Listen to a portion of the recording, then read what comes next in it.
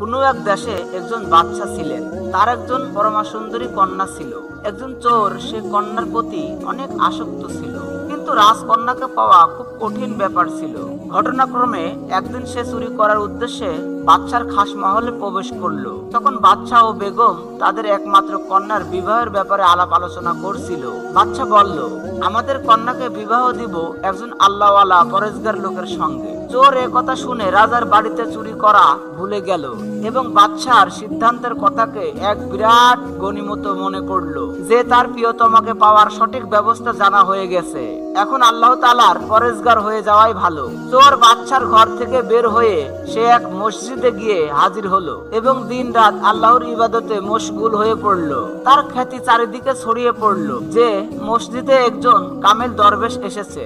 এইদিকে বাদশা তার কন্যার বিবাহের পাত্র খোঁজার জন্য বিভিন্ন জায়গায় লোক প্রেরণ করলো। পরেজগার পাত্র খোঁজার জন্য চারিদিকে লোক ছুটে গেল।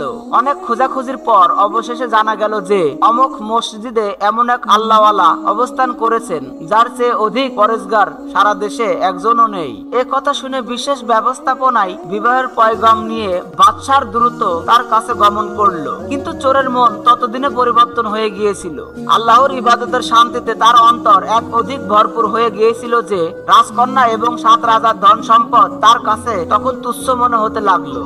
সে রাজদূতকে বলল, আপনারা চলে যান, আমার মূল্যবান সময় নষ্ট করবেন না। আপনি যদি আমার আল্লাহ প্রেমিক উম্মতি মুহাম্মদিয়া হন, ভিডিওতে একটি লাইক দিন। সবার আগে ইসলামিক ভিডিও পেতে এখনই চ্যানেলটি সাবস্ক্রাইব করে বেল বাটনটি বাজিয়ে দিন।